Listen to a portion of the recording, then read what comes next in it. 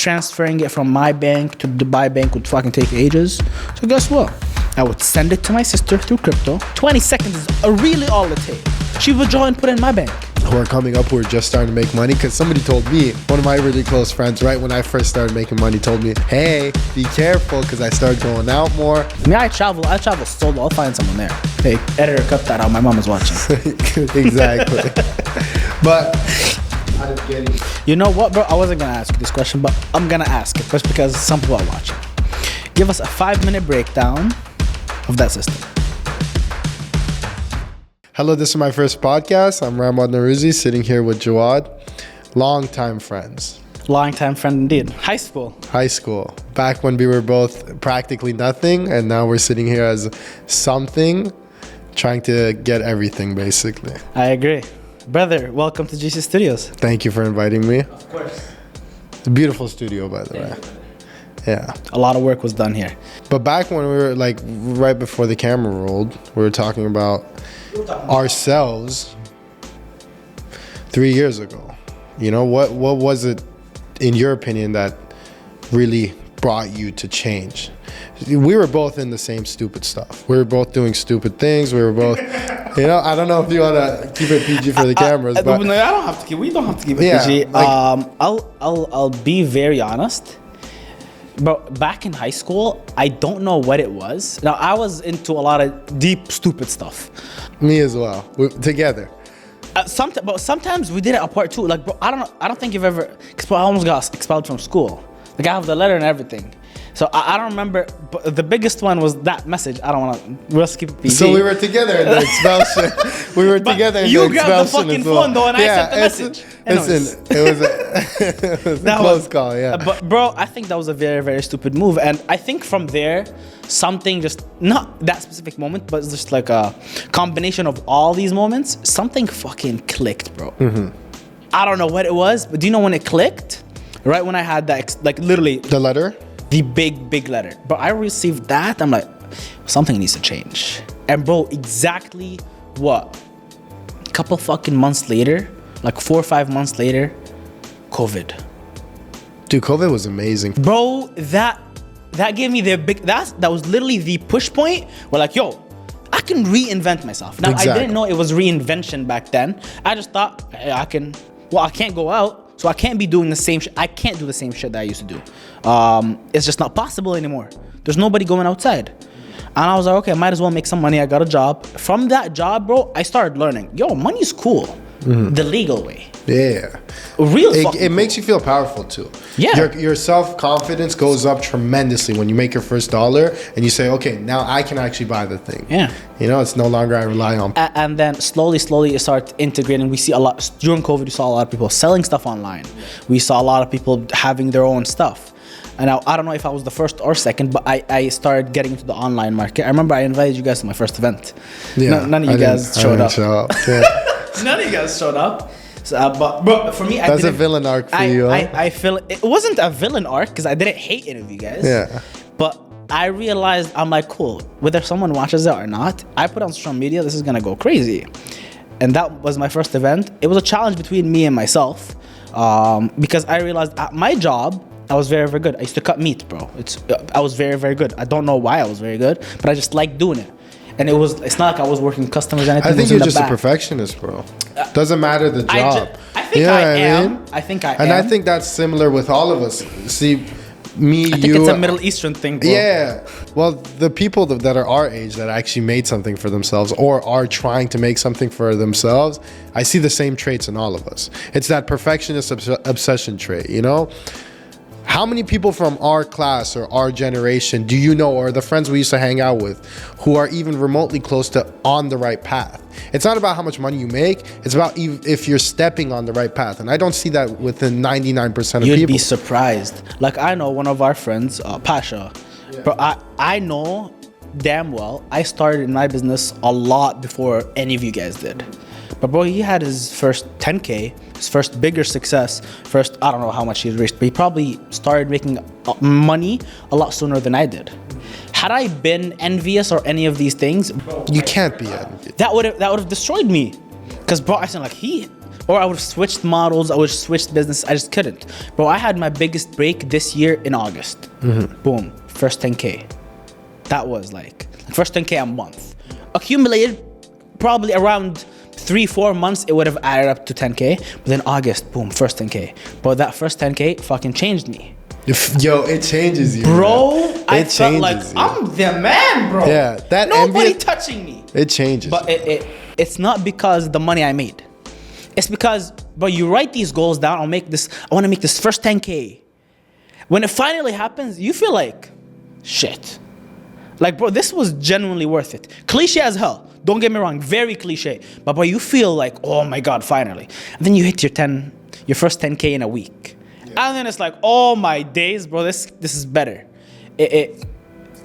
I generally, but this may sound condescending, but bro, as a 21-year-old, but people can hate me for this, I don't give a fuck.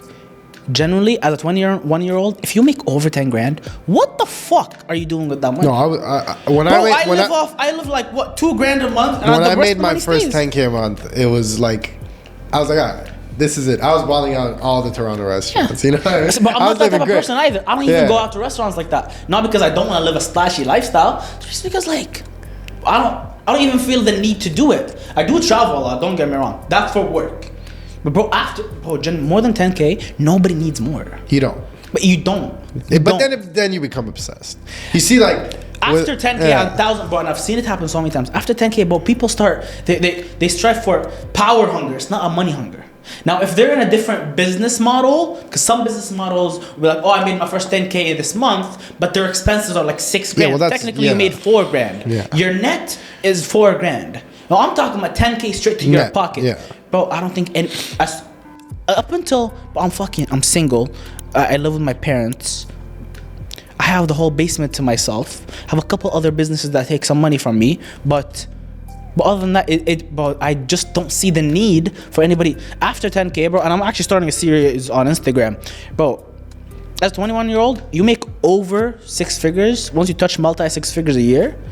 But you start realizing, fuck, it's not even fucking worth it to work this hard for this money. Because you start being power hungry. Like right now, I'm power hungry, not money hungry. Not because I have a lot of money. I do not have a lot of money. In my eyes, I don't look at that money and I have a lot of money. But bro, it starts like after 10K, like, what am I gonna buy, bro? I can send my mom money here. Well, last week I sent her, go get your nails. It's fucking $150. Go get your nails. Okay, but I work all day. I may travel. I have my condo in Dubai. Sure. After that, what the hell do I need money for? Because let's be clear. Yeah. My dad buys the groceries at home, and that's a very transparent thing. I still with my parents. My dad buys groceries at home. My mom cooks. She does the laundry. What am I spending money on?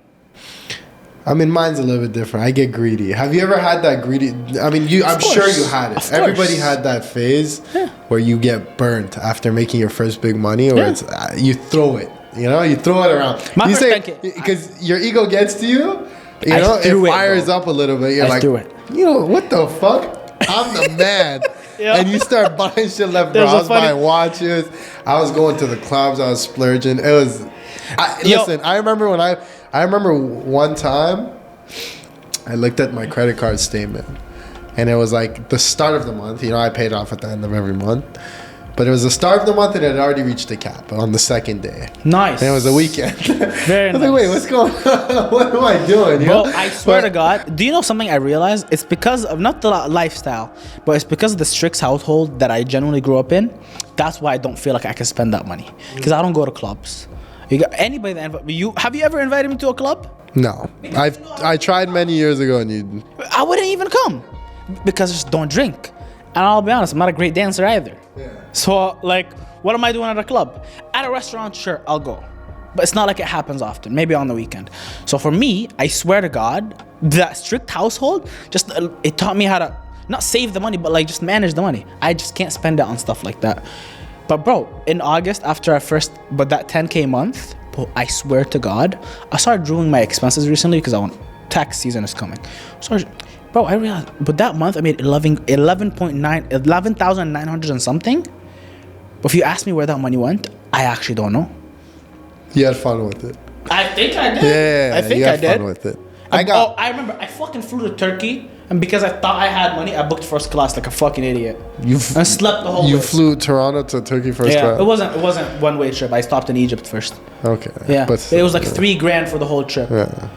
And I realized, bro, I slept the whole way. I took melatonin pills. I'm like, this is not even fucking worth the first class. 0 videos, 0 social proof that I went. Stupid investment. I should have fucking just stayed in the dumbass seat in the back. I swear to God. But it was a waste of money. $3 fucking grand. But that's 30% of that whole month's paycheck I spent on a flight. No, you gotta have those months. You gotta have those months where you go negative because At least fucking take a video. I went first class. it was so comfy you fell asleep though. Bro, So I you took had melatonin pills.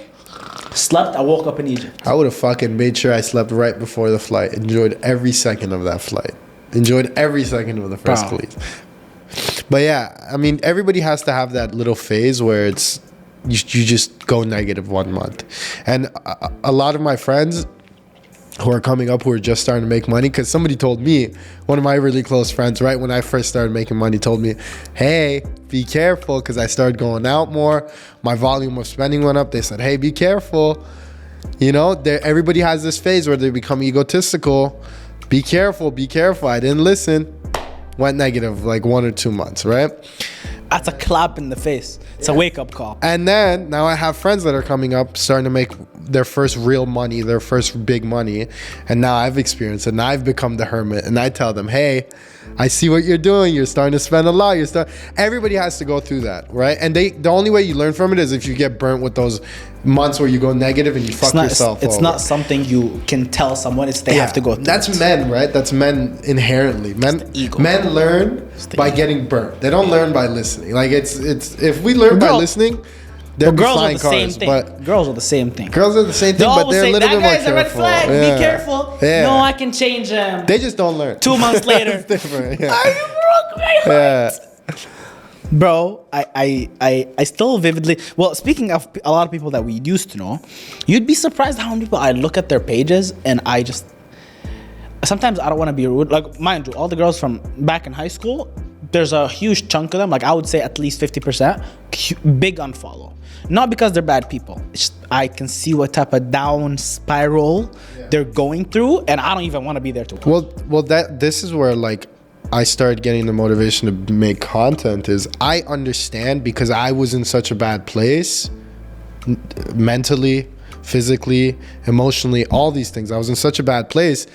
I realized that other people are also in that bad place. I made a change early, and I was lucky that I found the motivation to make the change early. But other people I see stuck in that loop that I was stuck in. And I want to kind of talk to them, almost as I'm talking to myself from 3-4 years ago, talk to them and say, hey, this is how you change. There is a light at the end of the tunnel. Don't be so sad. Don't be so stubborn. Don't be so depressed. You can change. You can step forward. You can... You know, there's a life to experience that you're missing out on. A lot of people don't know the goodness of life. Tell me the first time you went on your first trip, how good that felt. 99% of people can't even comprehend that feeling. My first trip alone, oh my days. I haven't, like, genuinely, one trip in the past 3 years was genuinely for pleasure. The rest was work. But bro, when I say work trip, people are like, oh, what are you awing about? I'm going to a new country. I'll work 3 days, and then half the third day I'll go visit everything that city has to offer. And tell me how surreal and confident and present you feel when you're on those trips, because you're experiencing a different side of life. People are stuck in the city, and I always think this. Ever since the first time I left Toronto, it's a shitty city too. It's a shitty city. It's not Ever a pretty since city, the bro. first time I left Toronto, I realized that this city is not as good as I thought it was. Everything I have is. You'd be surprised, right? Bro. Like I built my whole personality, my persona, my life, my status around this place. But I completely want to throw that out the window after visiting the world. Toronto's not good. It's competitive. It's wildly diverse, but in a bad way. But a lot of ego too. Yeah, well, this is it. It's widely competitive. Yo, there's many people that I would reach out to, but when I say ego, I'm talking about males and females. But talking to males, but there's a lot of people I would reach out to, be like, hey, I want to invite you to my studio, come film a free sesh. I'll have my team, but my ego will come out and be like, I fucking make so much more money than you. It's crazy. But bro, these people won't even answer because they have 10K followers. Yeah. Oh, because I have half of that? I'm just okay. Cool. But guess what?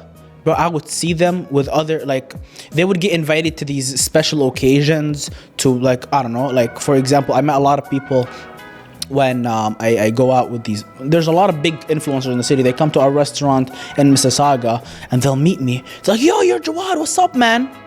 I'm like, welcome to my restaurant, brother. Welcome to my restaurant. Let's just be clear. You're never invited to the studio again for free because you come here, you're gonna pay. Because you had your chance and you blew it. Yeah. Because you want to have an ego. Bro, you see, I go to the Middle East a lot, but they don't have that. They don't even have egos. Let me tell you why. That. Not the egos. They just don't have, like, bro, they see another guy who has 10K, that guy has 700K, bro, they'll go make content with them because they know they can both benefit from each other. Well, let me tell you why. I've sat and thought about this a tremendous amount, right? When I was in Italy recently, and then I jumped right over to Iran right after because I just said, yeah, I was just like, fuck it, you know? And then I actually slept in. I missed my flight. I was in Italy. I was supposed to be there for 4 days. Then I had a flight back to Toronto. I slept in. I was chilling with some girls. I slept in, and then I woke up. I was like, well, what's the point of going back?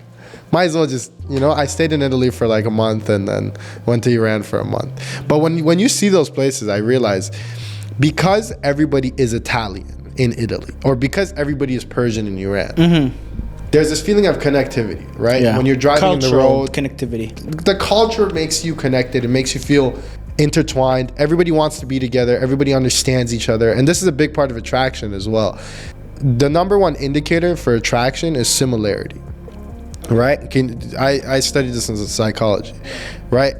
Similarity basically means if I see someone, can I understand and comprehend how their growing up life was, how their home life was, how their environment is, and how they traverse through the world, their culture, their nuances. Do I understand all those things? If I do, their similarity makes me attracted to them. And that's why people who are culturally intertwined are attracted to one another. When you're in Iran, when you're in Italy, people don't mind doing work with one another. They don't, you know, people here are very mean. If you're a construction worker, you'll get fucking shat on. But if you're a construction worker in Iran, a rich guy walks past you, the rich guy is going to be nice to the construction worker because they're both Persian. They understand each other's home life. They understand They don't see each other as less than. They eat the same food. They talk the same language. The they construction operate the same. guy's khor masabs is probably better than the rich guys. right. So it's like, but there's such a diverse disconnect in Canada that it's like it brews hatred for one another. And that's for both females and males. Yeah, it's just across all cultures. And that's where that ego comes from. It's like, fuck this guy. I don't have anything in common with him. I have 10K, fuck him. But if he was Persian and you were Persian, maybe you would have more leeway. If he was, I connect heavy with Arabs, bro. Big influencers here in the city, Arabs. Well, I had a guy, he's one of the biggest YouTubers. He actually was on one of Mr. Beast's episodes as like a guest. But he drove from Chicago to here. He came, bro. We told him in October, it's my brother's wedding. Come through. He actually came, but he brought a gift. But cool guy. Yeah. But bro, guess what? He messages me all the time. Not because there's that connectivity, and he's Palestinian, Jordanian, so there's more connectivity too. It's just I agree. And that comes purely from him understanding and having a comparable home life and growing up and experience. You have this understanding that both of you are similar in some sense, right? You guys culturally do the same thing, so it feels connected. But I personally, even attraction, when it comes to attracting white girls, I don't attract white girls as much. I don't like white girls either. And it's inherently because they don't understand me as much as a Middle Eastern girl would. Right? And that's why I cater my personality around Middle Eastern girls. But that's is why that genuinely your type? Like just yes, Middle Eastern? Yes. Middle Easterns I'm genuinely more attracted like Persian to girls? Persian's top. Middle Eastern is a broader. Okay. But there's a hierarchy of attraction. So it's Persian girls and then? Persian girls and then anywhere in the Middle East. No, but not specifics. But okay, you want Persian countries? girls first. Persian girls Who's first. Next? Persian girls first. I would say Arab girls second. What man said Arab girls? Okay, like there's okay. one country that speaks Arabic. There's 17. The most. I've had experience with Lebanese girls. What do you think about that as Not the bad. connoisseur? Not bad. I've been to Lebanon too, but the girls here, Lebanese Yeah. girls here, fives. Fives. Fives. Yeah. I've, Also, I've that's met zero pretty Lebanese that's girls another here. thing. Everybody who thinks Toronto girls are really fucking ugly compared to the world. Listen, I'm gonna be honest. When I was in Italy, Yo, the most beautiful women. When are I over went to there. Spain, I saw Models Bro, walk the streets. and bro, this girl works as a server. Here, Yeah. the girl will be semi-pretty. She's like, She'd oh, I be don't in, want to. she'd be in King Street with like a half skirt, her butt cheeks out getting railed, and But like the bottles girl- poured in her mouth. Yo, so but it's a waitress in Italy, Bro, you know what I mean? I went to Poland. I saw. So for me, my trips. I've been to Denmark, Poland. I want to go to Latvia, but I don't have work there. I've been, and then I've been to Switzerland, bro. The most beautiful girls that I've ever seen in my life are in Denmark and Switzerland, bro.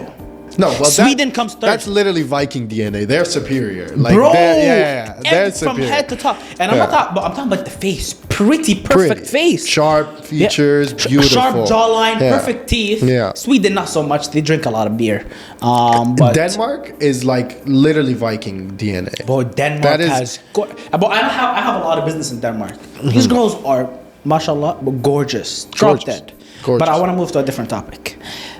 Because this is it's becoming less. Let's go back on I like wanna- self-improvement and how we, but ask your topic. Look, so there's actually a couple of questions I wanted to ask you, mainly because I've seen you in high school. In high school, let me just give a general description.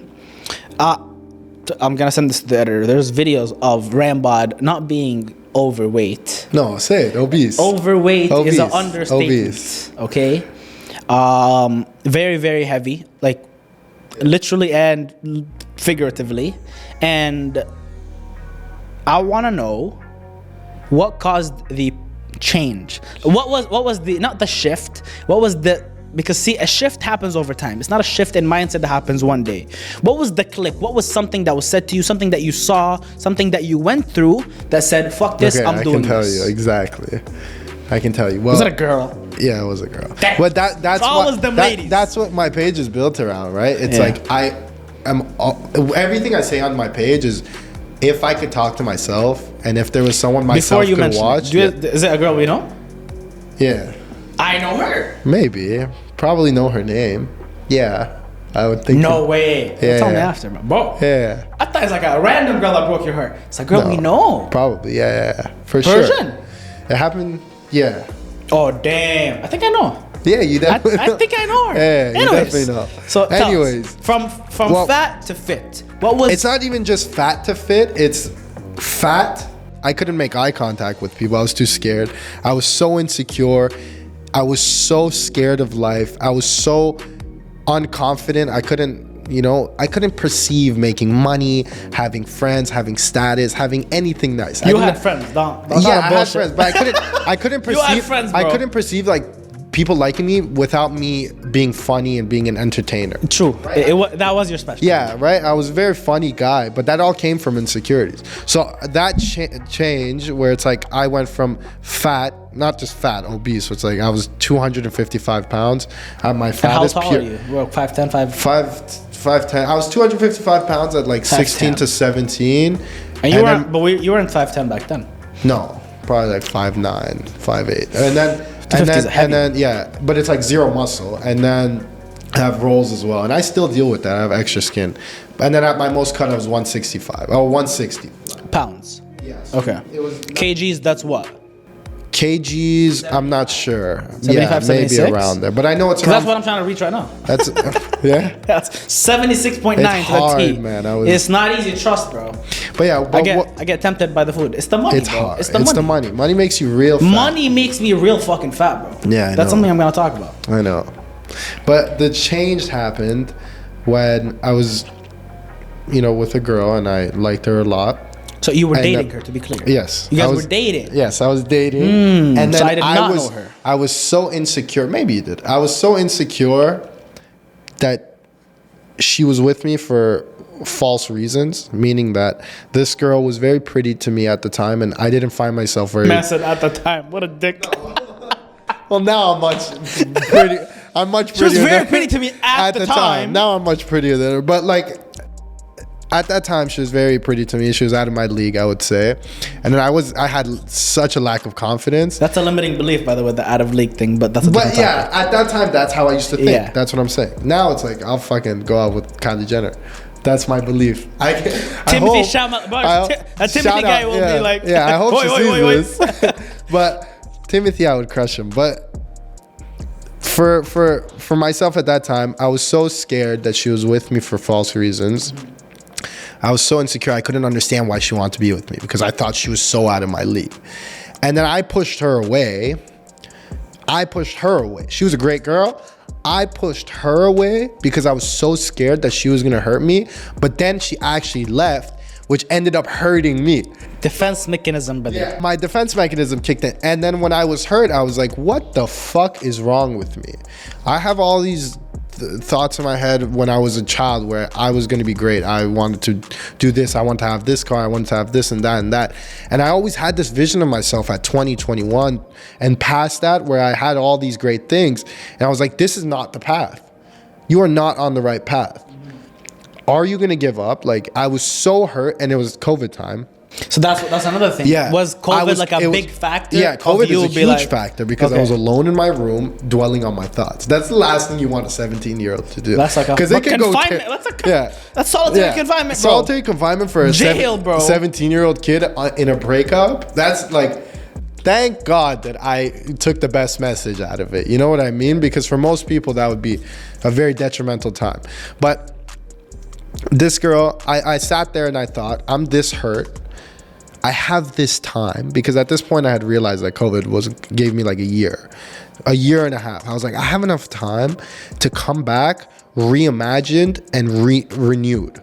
So I started studying psychology. I started studying how to talk to people, how to operate hierarchies, how to just build self-confidence. And then I also studied how to lose weight. I started getting in the gym, and I started making those adjustments.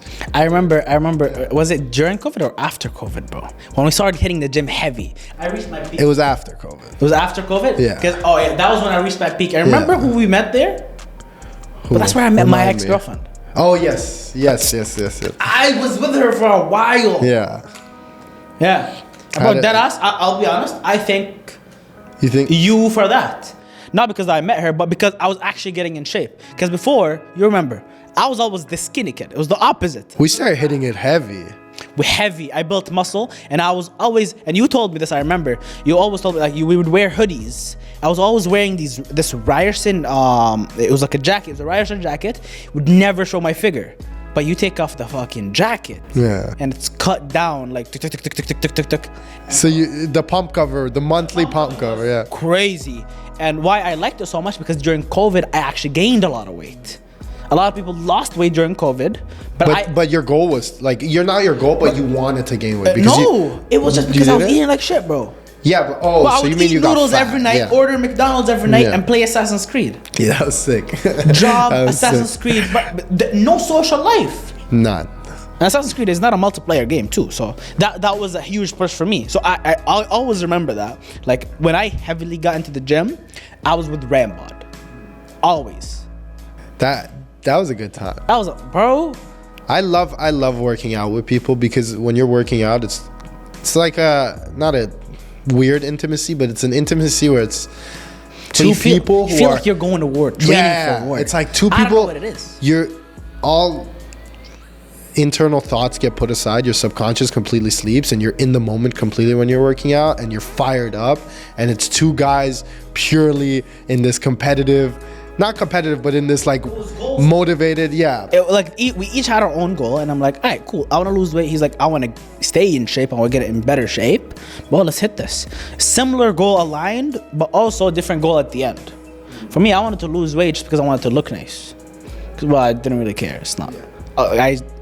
Truth be told, it sounds like a dick. I didn't have problems meeting girls. That I never had. I knew how to talk to girls. Some girls found me repulsive. Some girls found me cocky, but it happens. That's literally the game. Yeah, that's whoever sees you as cocky, the next girl will see you as what? Very confident man. If a girl sees you as a cocky, that means, guess what? I'm a lot higher than her. It's just kind of the thought that goes through my mind. So for me, it was, and I agree, the gym, bro, helps men focus on a same goal, but which is get in shape, but different outputs of what he wants to do with his life. It's also like the gym is perfect for men, especially because it's the first place that they can see tangible results and they can see a genuine benefit. 100%. Business, we both know this, takes time, right? And it's like there's so many months and weeks where you go and it's like no results. But it's not only no results, it's like more money. Yeah. But I remember my first 5 trips that I went for on with my current business. Bro, I borrowed from my mom. My credit card, bro, my first 2 trips, put those on the credit card, deadass. I paid off that card maybe 4 months ago. I booked the trips, maxed out that card, fucked up my credit for 2 years because I couldn't pay it back. Yeah. Couple months ago. But that's you literally betting on yourself. I bet long term, Yeah, bro. that's I betting bet long on term. yourself. I was like, yo, this is a crypto that is booming forcefully. Don't care. Yeah, I mean, that's good. That's literally betting on yourself. That shows character. Paid it off recently. They kept calling me for 2 years, bro.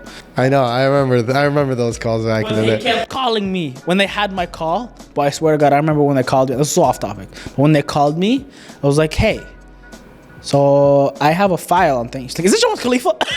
I'm like, They finally got you.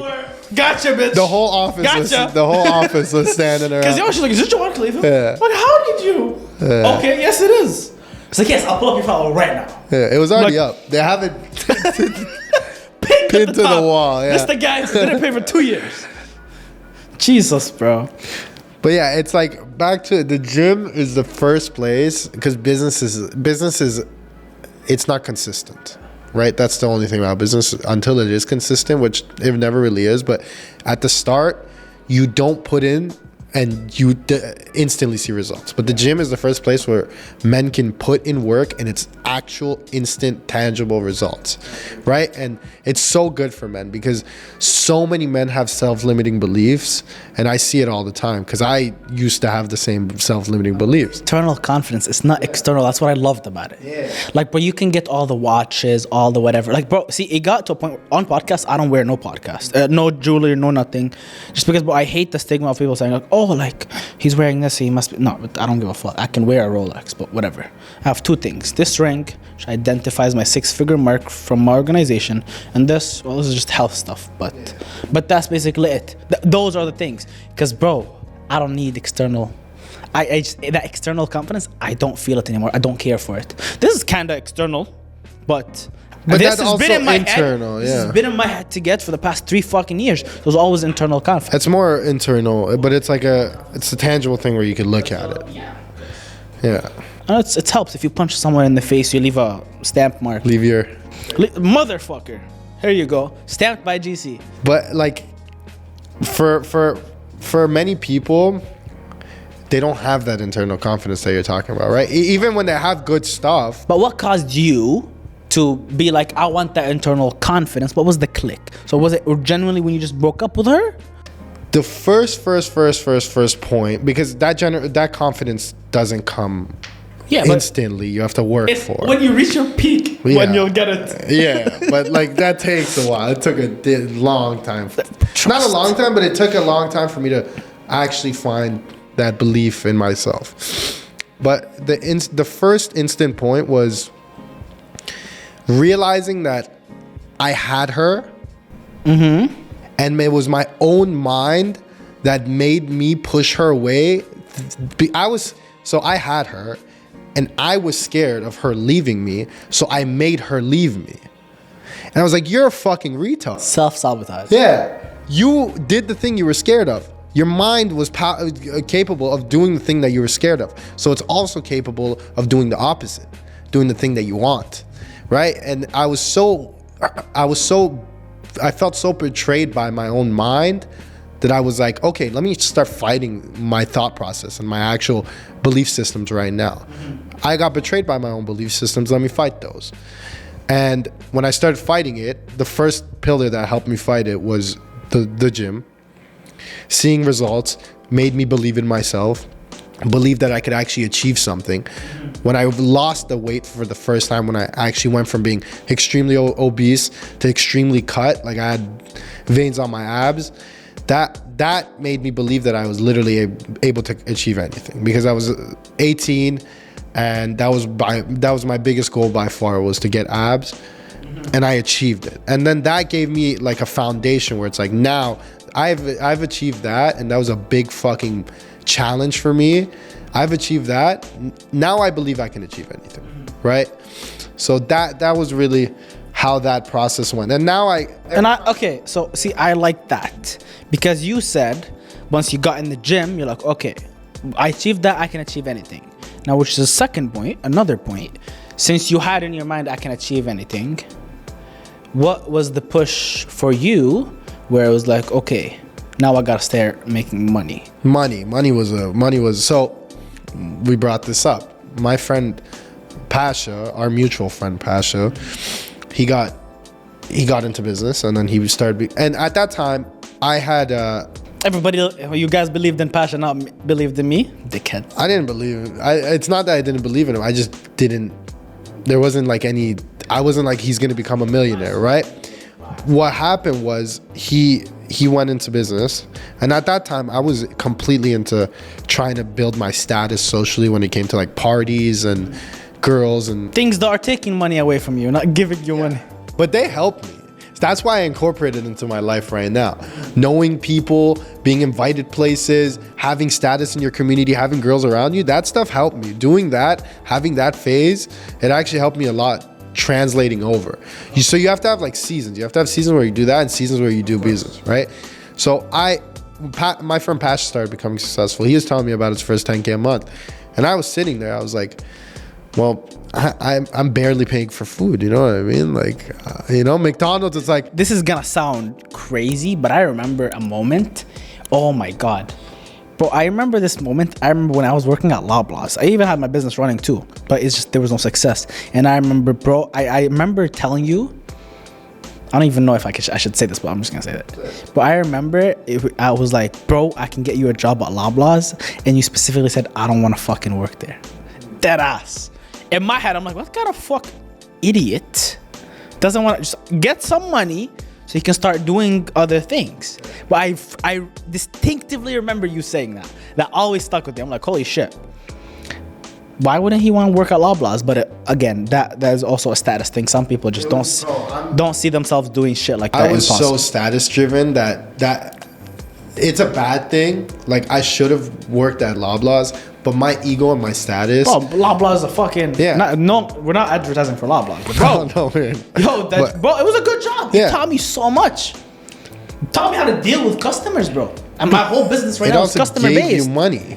And money too, yeah. And bro, as a butcher, I was getting paid $36 an hour. I was balling. That's a lot. That's a lot at 18. At 17, bro. 17, that's balling, a lot at 17, bro. Yeah. I remember I got a car. Everything I wanted, I had. Yeah, that's good money. I didn't know they were paying you that much. I'll be like, I'm not one of these rags to riches story. I'm just from stupidity to riches story. Yeah. But I always had money. Glad. But it was wild, bro. Fucking Loblaws. Anyways. But that same ego that didn't make me work at Lala or say that, it's a stupid thing, but I understand that it's there. I've completely confronted it, and now I just use it, and I understand how to work around that ego. But I saw my friend Pasha make his first 10K a month, and I could barely afford food, but I was constantly going to parties, I was constantly getting with girls, and I was still like, that was my focus. And then when I saw him hit 10K, I had a night where I was sitting, and then we all went out. He called me, we all went out to a restaurant, and I could see his character was so much more vibrant, and it was so much more confident, and he had this arrogance to him, and he had this aura to him, and I was like, even if I care about girls and status, I need to be like that to up this game. You know what I mean? So it was like, I started it because I wanted to up that. Then I fell in love with actually making money. So I first started to up my status. Cause what was your first line of work? I started making, so my first line. Cause you had that click. Yeah. Once you had that click, what was like, okay, this is something I can do, I can sell. Watches. I love watches. I always wear a new watch every time I go out. I have an amazing collection. And like, it was watches. I was flipping Seiko mods. So it's like a Seiko, but it's modded to look like a Rolex on Facebook Marketplace. Best decision I've ever made in my life was doing flipping on Facebook Marketplace. You want to learn sales? Learn it there with like $10 margins, $20 margins, you know? That's the fucking place to learn it. Everybody's lowballing you. You have to make your 10, 20 bucks. It's like a hard fucking field, but it made me good money. And then I was able to like make a little bit of money there. Turned that into Tissot's. I was working with Tissot PRXs, and then eventually I bought my first Rolex. Flipped enough. I remember it was a two-tone Datejust from 2005. No box, no papers, 36 millimeter. Then I was flipping Rolexes at that point. The feeling when I got my first Rolex, almost as good as the feeling when I saw my abs for the first time. That fucking feeling. I remember I bought it in Yorkville. And It got it in Yorkville? No. I got it authenticated at Yorkville. Because for me, my first Rolex, I got it at Yorkdale. Yorkdale? The restaurant, the store, yeah. But like, bro, like, well, people go crazy over Rolex, but it was $6,000. I'll be honest. Yeah, I've never bought a watch from Rolex. $6,000.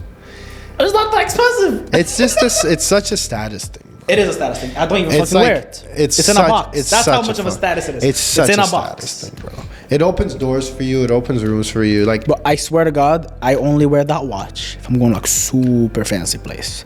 Like I'm going to a gala. Like I wore it last time when I went to the Toronto Fashion Show. That's the last time I wore it. I want to go there, by the way. Sick place, bro. Yeah. Expensive fucking I ticket. wear it every day because I can't. I'll be like, oh, I literally can't go out without a nice I'm a pushy watch. guy. Like I'm fucking aggressive. I'll fucking hit it I'll fucking hit it right here while I'm just excited. I'll break a glass. It won't break because they're sapphire or ceramic. I don't know, something. I don't understand watches. So it won't break, but I'll scratch it here. I'll scratch it here. That's very possible. Like 100% possible.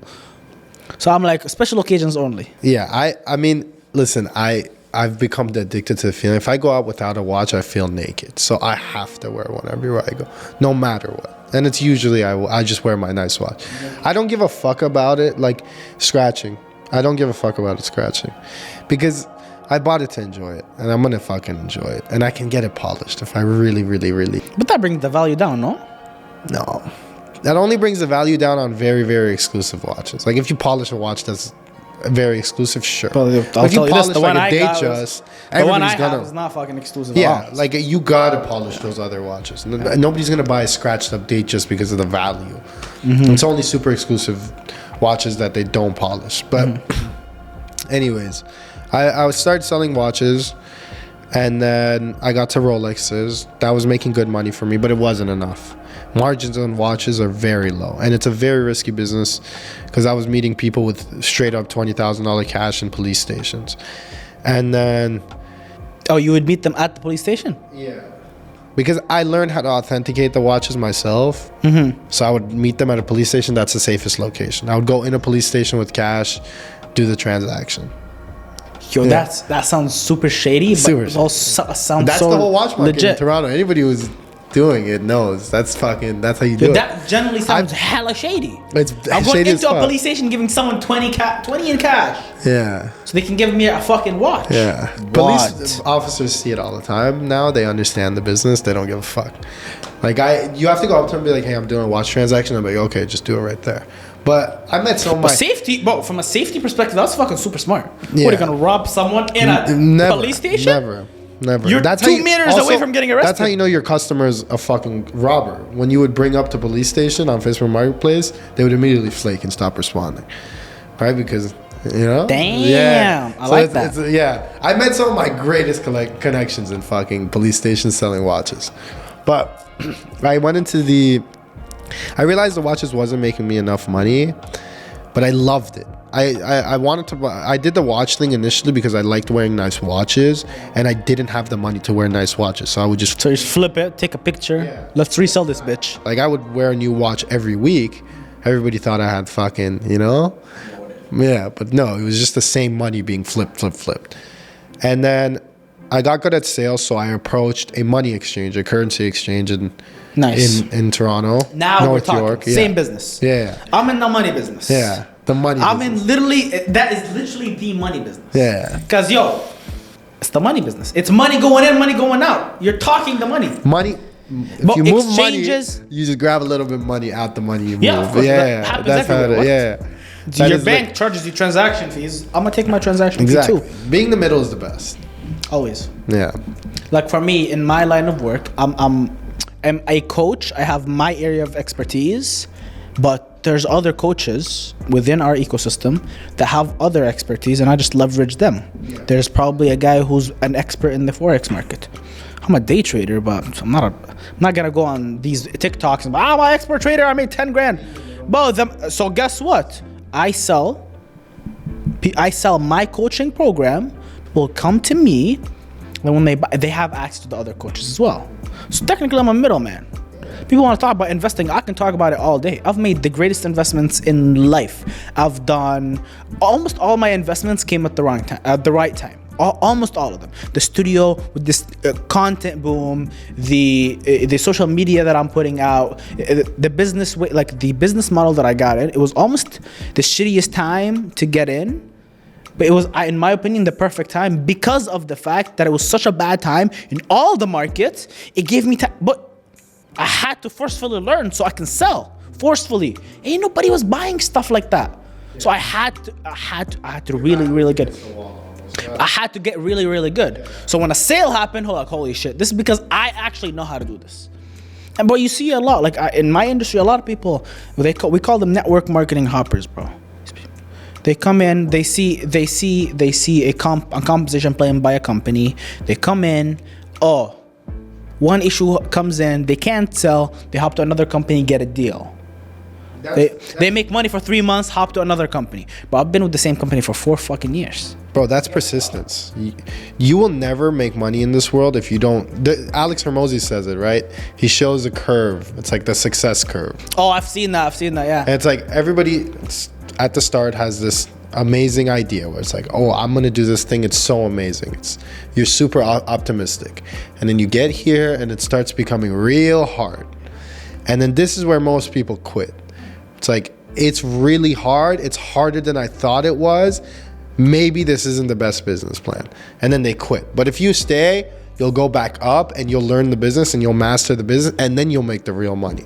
This is where most people quit. So those guys are like hopping from niche. If you do anything, do it past that curve where it's difficult. Do it until you're an expert. And when you become an expert, when you become an expert and you don't make money, bro, you're in the wrong place. Yeah, then it's truly shit. Then it's truly But I've seen people get into this business for 2 years, like, oh, I made this money, but I don't make money anymore. Sounds like a you issue, not a. Because, bro, if someone else is selling, that means that it's on you. And, bro, we can. And I always look at it, and I know they're not that good just by the way they sell. Because they're like, oh, sales are not being made. Also, 2 years. So how am I selling? 2 years for a salesperson is nothing. Yeah. If you're not selling, how am I selling? Mm-hmm. Clearly, is an expertise issue, not a product issue, exactly. or a company issue. Because, bro, I'm making money, and guess what? I can show you the checks. It's not like the companies that. No, I can show you the checks. So if you're my partner and you're not making money, it's a you issue, not me, bro. Absolutely not. Yeah. For me, my biggest month, like this year, me personally in sales, direct to my pocket, I've done over 313. I have it on my laptop. I did it literally January 1st, yesterday. I did it $313,000 in sales directly. But why did I take that screenshot? So when a motherfucker says to me, yo, bro, such a bad year, we can't sell, I'm gonna slap that in their face. Why? Because it's clearly in front of you, you can't sell. I have it right here. And they're like, oh, but you must have gotten lucky. So, bro, from January until August, I maybe made 20 grand. And from August to the end of the year, I racked up the rest. No, well, it's not clearly a skill issue, bro. And I was going crazy. It's not a skill. It's a time issue. They don't see the work they don't see the times when you didn't make money. Bro, I can they show don't them see paychecks. the years when you didn't make money. I can show them paychecks you know with months going, months. Yeah. I'm getting charged, not paying. Literally getting charged, not making money. Yeah. Now I hear, oh, congratulations. But it's not a congratulations. No.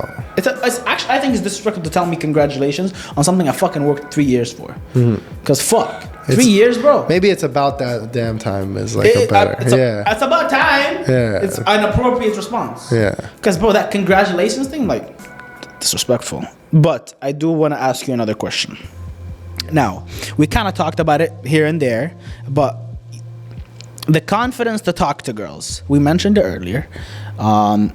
For you, we understood the click. What was like the shift of you starting to gain the confidence to talk to girls? It was a mix of money, being in shape, and then, of course, the heartbreak during COVID. But what made you take it to such an elaborate degree where now you would go and travel and have multiple girls with you? I mean, I travel solo. I'll find someone there. Yeah. Hey, editor, cut that out. My mom is watching. Exactly. But okay, so I want to ask you one more question.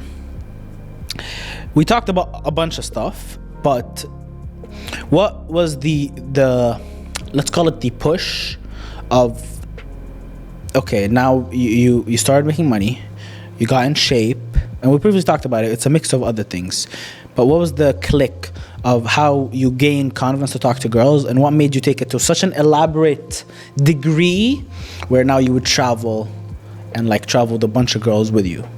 And I see some of the girls on the stories. they're Pretty nice, girls, bro. no? Very pretty They're girls. nice, yeah. Some questionable ones, but you gotta have in a bunch of three, in a bunch of tens, you gotta their have a three. friends are sometimes ugly, and that's why you have to have ugly friends with you to just throw them to the wind sometimes. But So are you the ugly friend?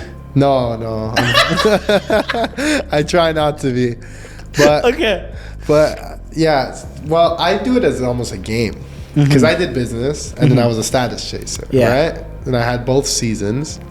I was like, okay, I know how to operate a business. It's like this fine repetition where it's like this. It's a hamster wheel that people don't get. Yeah, it's a system. It's all about systems. It's all about what systems you have in place. Of course. And then status chasing, it's all about being super nonchalant, and you have to almost present it as if you are already in that position where you're trying to get into. It's like, if I want to be in this certain crowd, I got to act like I belong in that crowd. If I want to be in these certain parties in this hierarchy, I have to act like I already belong there. So I put the two together. It's like, how do I climb hierarchies, and how do I build a system out of getting girls? How do I build a business-like system out of getting girls? You know what, bro? I wasn't gonna ask you this question, but I'm gonna ask it, just because some people are watching. Give us a 5-minute breakdown of that system. Okay, so Imagine I'm a client of yours. I get 0 girls, nothing. Give me a breakdown of that system that I can implement today and get my first number. Okay, get my first number. Yeah, get that your makes first sense. Yes, number. get my first number. I have to first see where you're at, okay? And then Look at me. so you have a good body, you're well maintained. I see that you can make good eye contact, so you have an idea on how to talk to people and operate conversations. Job, but yeah, thanks. Right? Well, yeah, It's literally my job, bro. Yeah, but I would know that you have the confidence to go up to people, so it would be a little bit easier. But if it was somebody who didn't, I would have to first build that confidence for them. How I would do that would be to tell them to train. Fitness would be a big one. I would also tell them to do practice. You have an abundance of practice talking to people. The only way you Talking get good, on stage really puts you in Exactly, that right? position where, like, bro, it's a do or die. you need to, like, you can testify better than anyone. Talking to other people is the number one way to get better at talking to other people. Like, there's no other way to get better at talking. You just have to put in practice, right? So I would get them to put in practice with their friends. See, there's this trick that I love to do where it's flirt with everyone. Literally everyone. Girls and guys. Just fucking flirt. Become a flirtatious personality. When I go out, my personality is so flirtatious. Like, I flirt with everyone. It's just...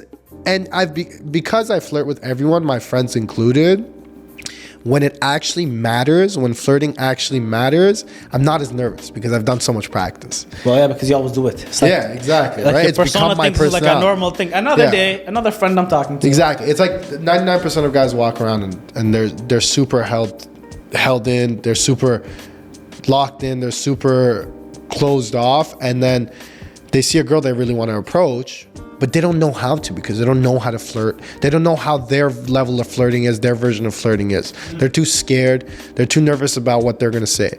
But if you're always flirting, you know exactly what you want to say.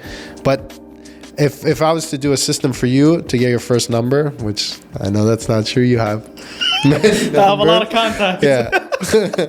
Business contacts, but business contacts. But you'd be surprised how many pretty girls in the city. I would say use your advantages, right? Yeah, of course. Your advantages are. What do you mean advantages? See, from talking to you, I would know that one of your advantages is talking to people, and being able to maintain eye contact, being able to bring conversations out of thin air. Those are your advantages, right? So work on those. Go to places where it's easier to have conversations than it is to dance. You said you're not good at dancing, right? It's because I don't drink. I'm not good at dancing, right? bro. So I wouldn't recommend you go to a bar or a club. But there's guys that are too nervous to sit and talk with a girl like this. I would recommend them to go get drunk a little bit and then approach girls in the club, because it's less talking, more actions, more dancing, and you can be a little bit drunk, so it takes the nerves off. Mm-hmm. But for you, I would say straight cold approaches in coffee shops, because you also work, right? So your personal confidence comes from a place where when you're sitting behind a laptop, you probably feel your best. Of course. So if you're sitting in a coffee shop working, you're probably at an upper state of confidence. Yeah. I would say go to Starbucks, go to a nice cafe, anywhere where you could sit with your laptop, even a library, and purely, even a library. Library, girls get horny in the library. Really? Girls get real horny. Richmond Hill Library. Yeah, girls get real horny in the library. Yeah. Bro, that's a new one to me. Yeah. Libraries.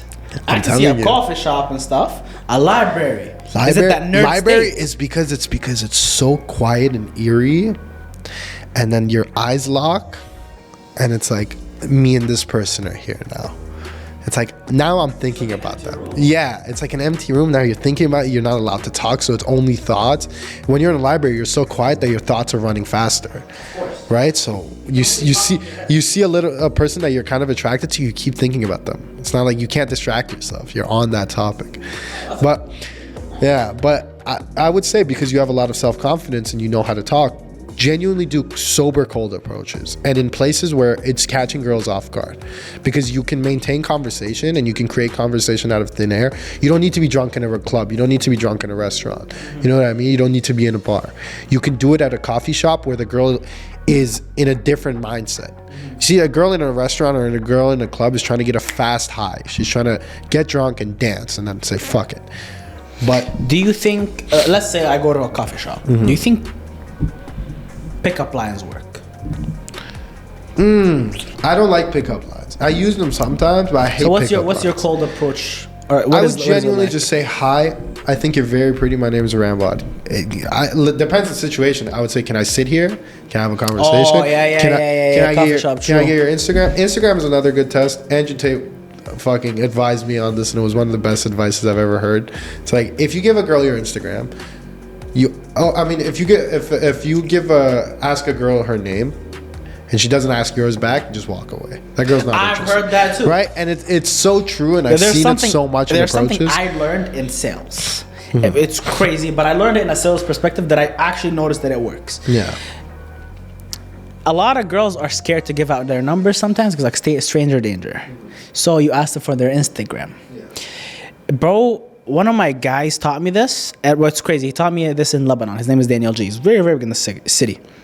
He was like, listen, the easiest approach, because he travels a lot, but he's experienced all over the world. He messes up in Italy. Oh, next day I'm in Spain. New girl. Oops. It's like, hey, you'll never see her again. So he was like this, bro, if you ever go out and you want to ask a girl for her number, okay? Sometimes girls are, especially if like you're random, it's weird to ask for her number right away. Some girls won't give it. But the easiest way to get her number so you don't get ghosted is ask for her Instagram and then say, hey, give me your phone. I'ma put my Instagram in your messages and send me a message. That way, I'll receive it. I don't have data right now. That's good. So you'll basically put your Instagram, send yourself a message, you'll receive it, she'll see the number, and you'll message her, hey, it's a pleasure to meet you. I'm gonna get you on Instagram right now. So now you have the Instagram and the number. That's good. I like Crazy, that. bro. That's good. Crazy. That's saucy. That was saucy. That was saucy. You guys should use it. Crazy. I've used that a couple times. Can't lie. But yeah, can't say. I've used that a couple times. But yeah. Back lines to don't it. work. With you, pickup lines. I don't. With anybody, pickup lines. I don't like them because, let's say a pickup line does work, right? Mm-hmm. Let's say you go up to a girl and you use a perfectly rehearsed pickup line. What happens then? Your pickup line gets you in the door, but your personality is so shit. Your persona is so shit. You have nothing to actually offer. The girl's just gonna realize that and fuck off. So it only would work if you're like li- super charismatic. Yeah, the pickup line can get you in the door, but then what? You know what I mean? Like, people think like pickup line, they're gonna hit a pickup line and the girl's just gonna give them their Instagram. Pickup line gets you in the door, but your actual persona, So the charisma is what matters. The pickup line doesn't really matter. Okay, that's what interesting. closes it. I like that. Yeah. Well, of course you gotta hop an opener and a closer. If you're not a closer, Exactly. But can I ask you? I want to ask you. ask me, brother. Ugh. Do you think your upbringing had an impact on the person you are today? And if it did, which definitely it did, what is the like? What were the good sides of your upbringing that helped you today? What were the bad sides? Okay, so for an upbringing, and I don't talk about this often, upbringing perspective. Well, I grew up in Saudi my whole life. I didn't realize it back then. My dad was balling. Like balling to levels I really didn't understand. Because he was a construction company. He owned a construction company that was one of the only non-Saudis that would get contracts from the governments. And government contracts are hefty, bro. In Saudi, when they were just rebuilt, they were building Saudi. So throughout, from the 2000s up until 2017, balling. Like maids, drivers, heavy money. And then 2016, 2017, something happened. I know the whole story, but sometimes I don't even feel like it's worth getting into. But business was slowing down. My sister graduated from high school. She was going to university. We were sending her to Canada regardless because my brother was already here studying university. So I'm like, cool. Once I came here, I realized something. There is a life I used to live.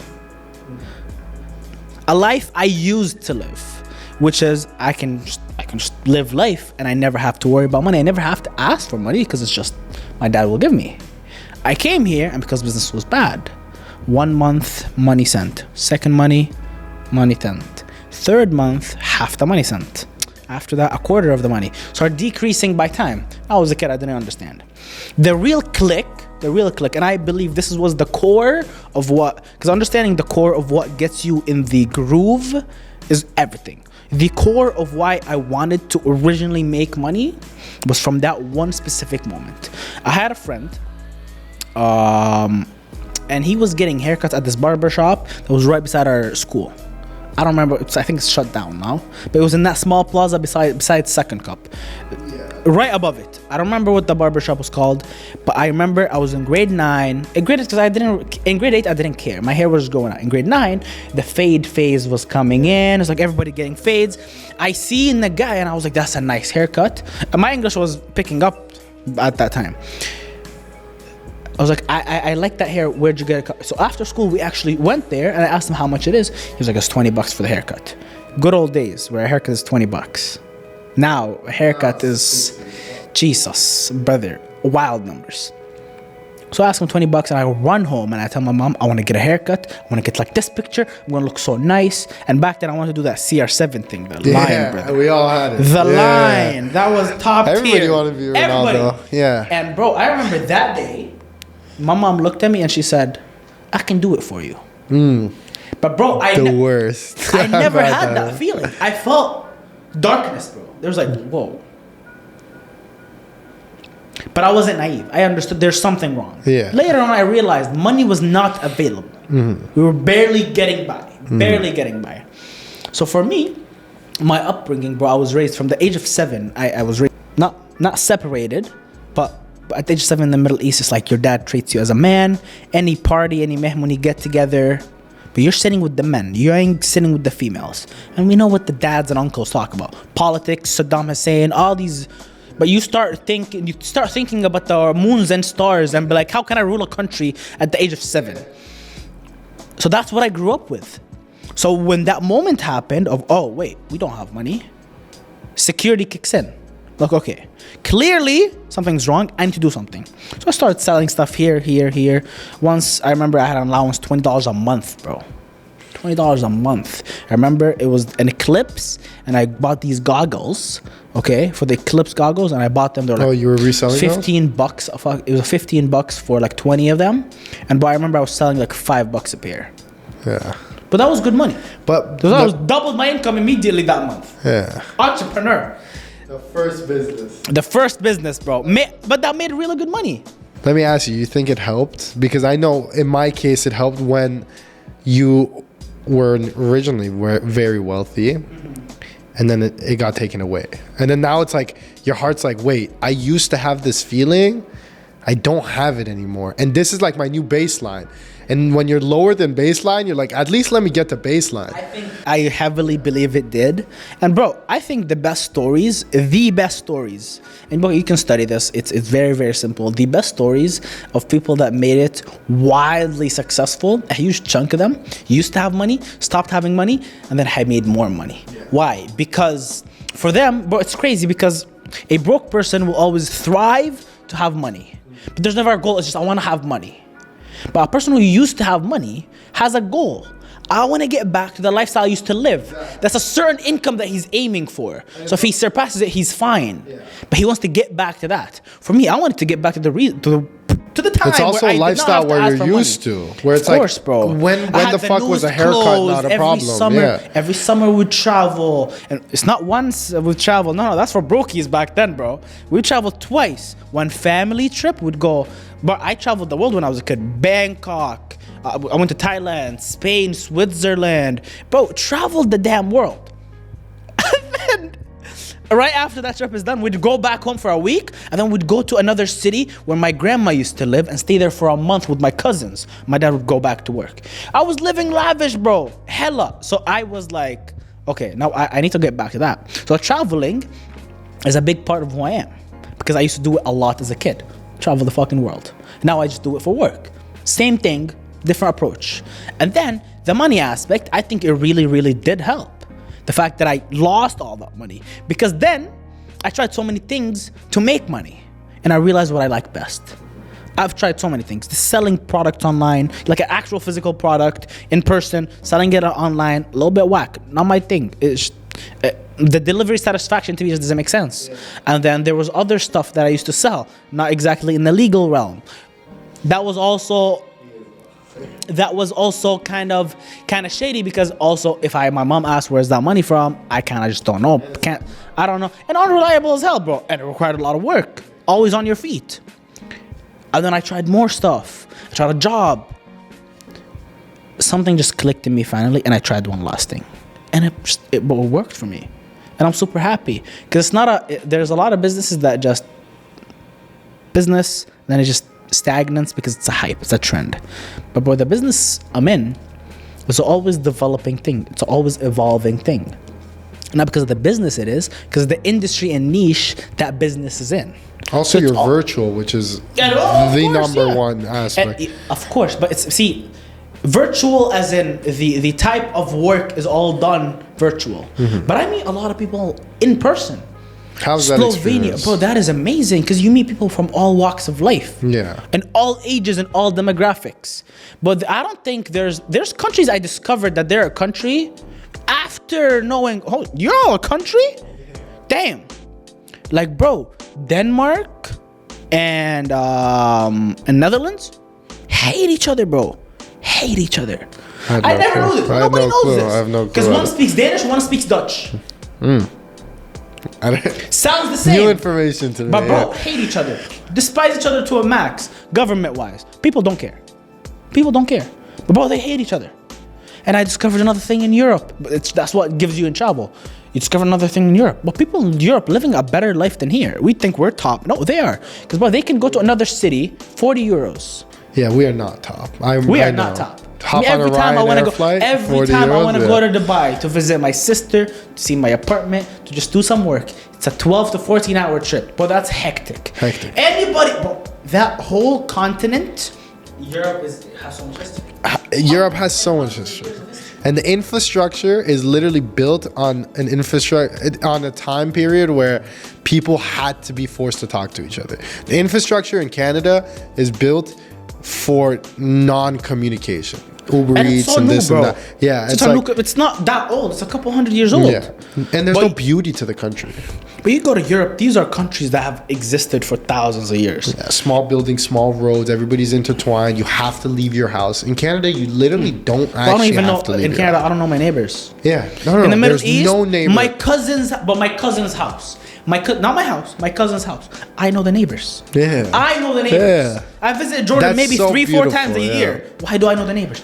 And know them like we're cool. Like, well, when they see me, yo, you have to come to our house for dinner type thing. It's such Here, a beautiful I barely know thing. my neighbor's name, Yeah. bro. I swear to God, when I take out the garbage, I say hi. But his name, I don't know. And I bet he wouldn't say hi to you if you didn't fucking... He does say hi. No, if you Do you know didn't say why? hi. Because I cut his grass when I'm cutting my front lawn. Oh, So I might as there well. you go. Yeah. Thanks, bro. No problem, That man. never happens in their society, in this society. Like, that is a rarity, Impossible. you know? This invite you, bro. See, you know this thing. Invite you over? That's... Imagine a Western neighbor inviting you over.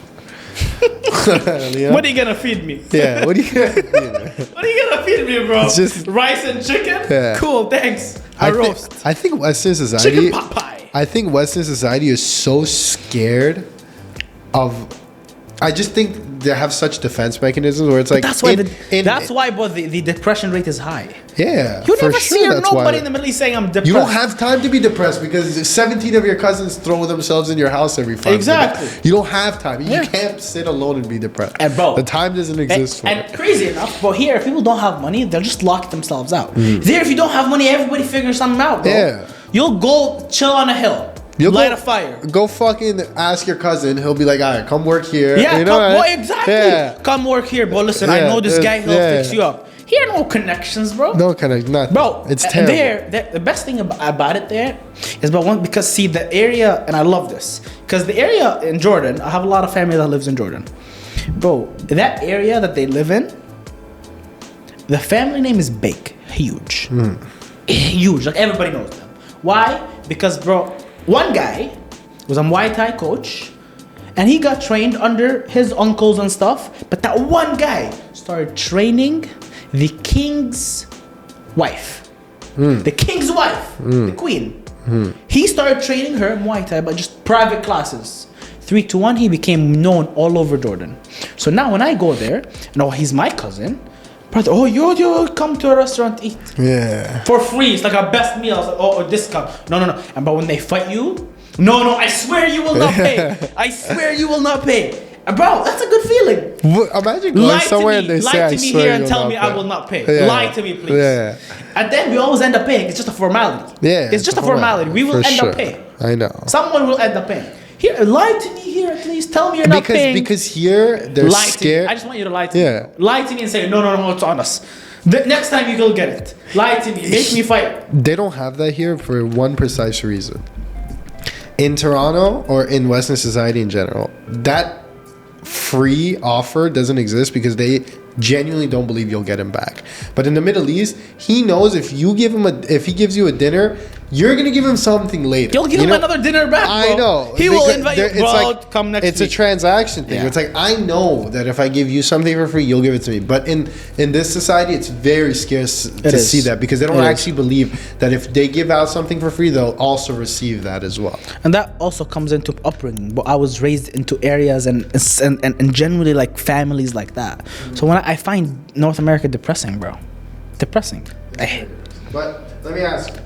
So that was a big part of my upbringing. The fact that, like, okay, number 1, honesty. Number 2, morality. And number 3, bro, knowing that if someone's going through a rough spot, you can spot them for now. And spot them is a very Toronto term, by the way. You can spot them for now.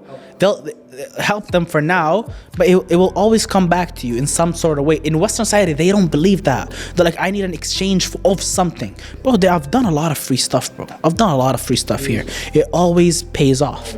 always pays off. But I've never done something for free that has not paid off. It either pays off for me, pays off for someone else. Bro, worst comes to worst, it doesn't pay off to me, and that guy's so happy I have, or that girl, I have their loyalty forever. Yeah, exactly. That's an expensive thing to buy, bro. Loyalty is very expensive. And you can only do that by doing genuine gestures. It doesn't have to acquire money, bro. Just a simple ride home, bro. So let me ask you, when I'm thinking of Jawad, right, and when you're thinking of me, you remember us from 4 or 5 years ago, right? What is it? Of course, you've changed a lot, and I've changed a lot. Drastically. I think you changed a lot more than me. Yeah, maybe. I don't know. You've changed a lot as well. Maybe physically I've changed more. Well, we don't chill that often. I'll be transparent. But what is it?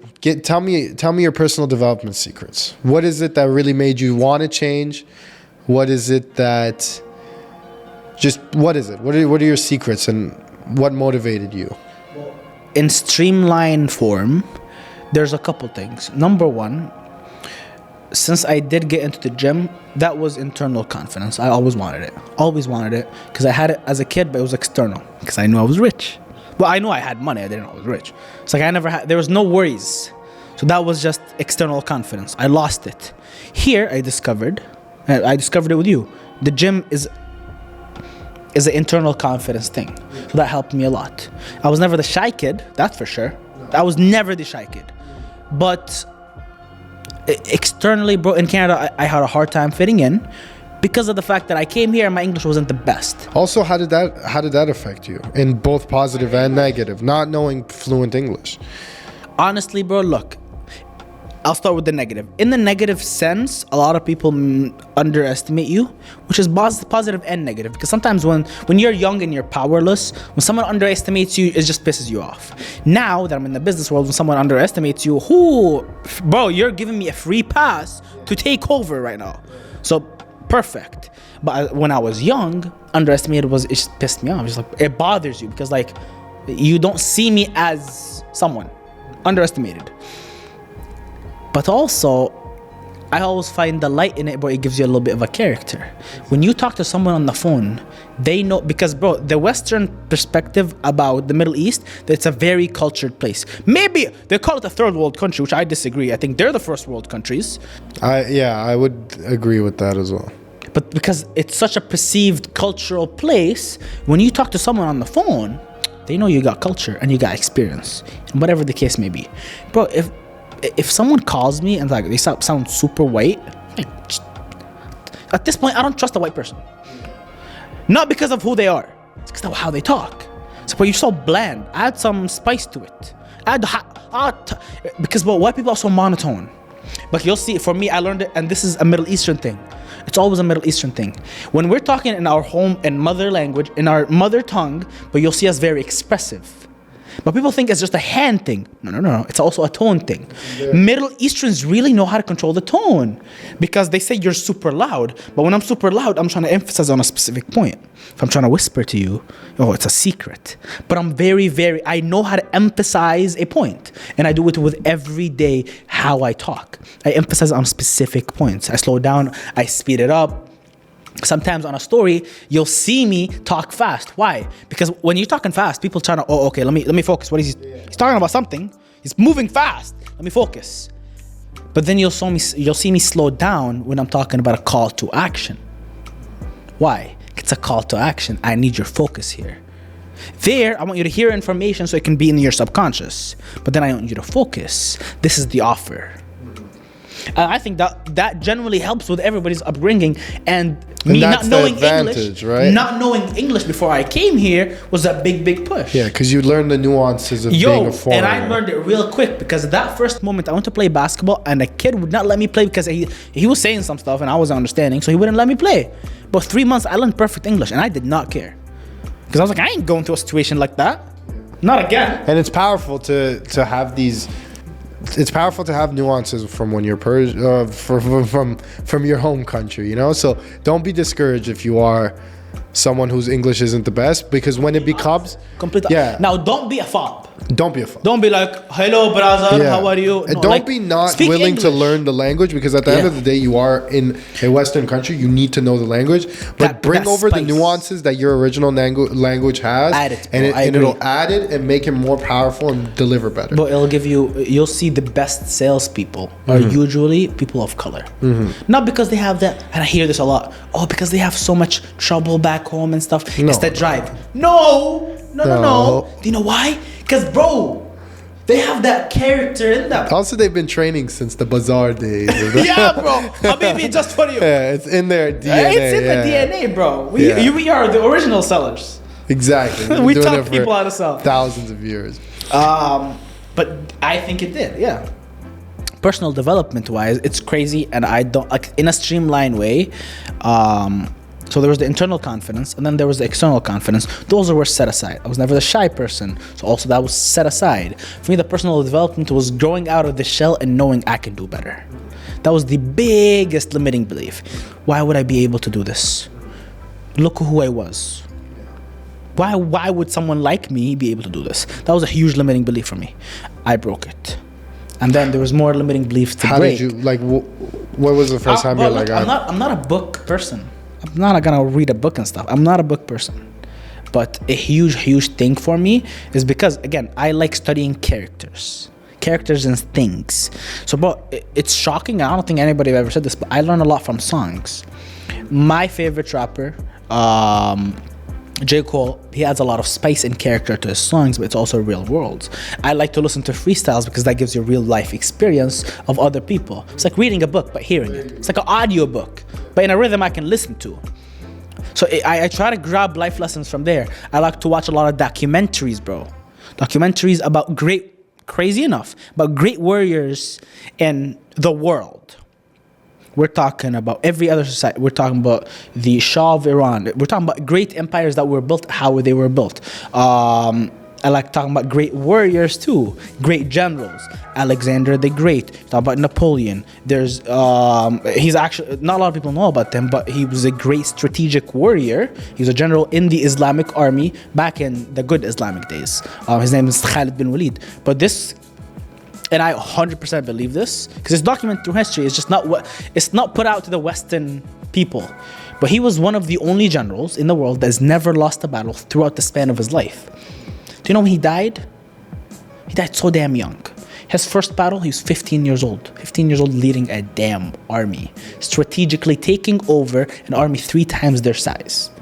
3 times their size. But when I study characters like this, it helps you learn a lot of things.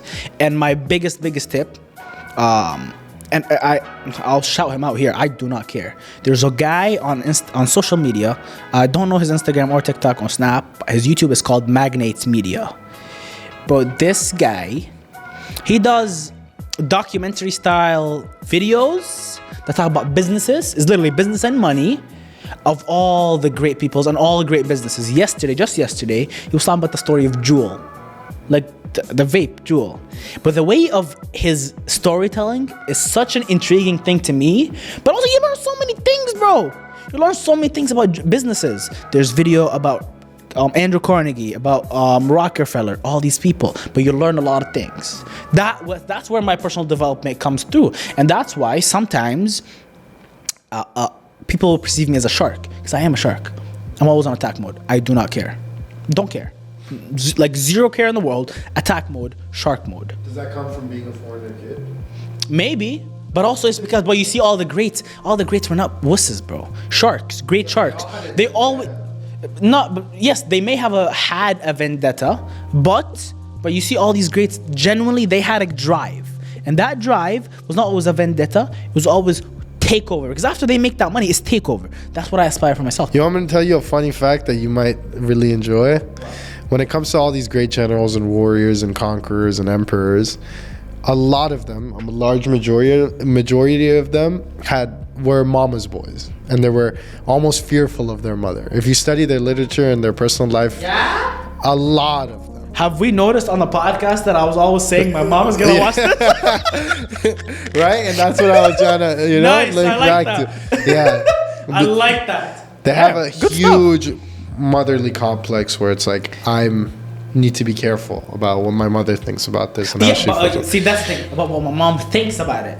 Not, oh, is this gonna make my mom happy? What is my mom gonna think about it? Yeah. She needs to think about it in a positive light. It's overshadowing motherly figure. A positive light, not a negative light. End of story. But that's basically it. Yeah, that's my personal development, bro. And tell me, because this is a world that I'm very foreign to. Tell me, if I was ever to transition into the crypto market, what is it, that distinction where it's like I have cash and then I have crypto? For you, it's probably the lines have blurred, right? For me, there's still two different entities. It's like there's cash and then there's this risky thing, crypto.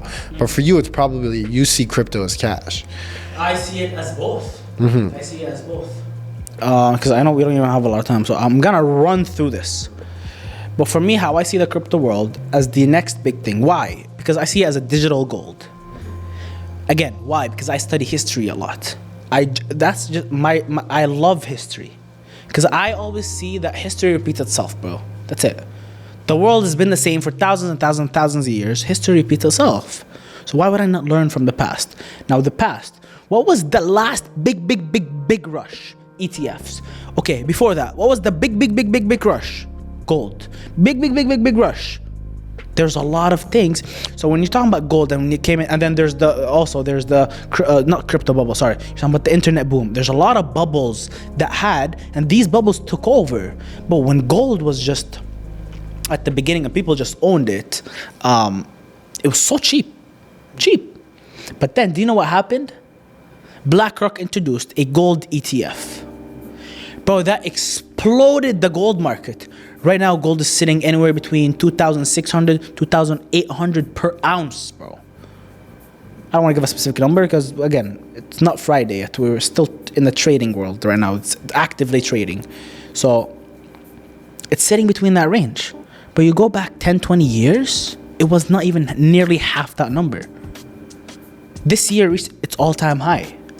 And it kept breaking new all-time highs. So for me, I look at the crypto market as a mix. It's an investment thing, but also what people don't get about the crypto market, that bro, crypto market is not just, this is a crypto, I'm gonna buy it. It's actual projects in real life that have a certain purpose that is gonna serve in the real world.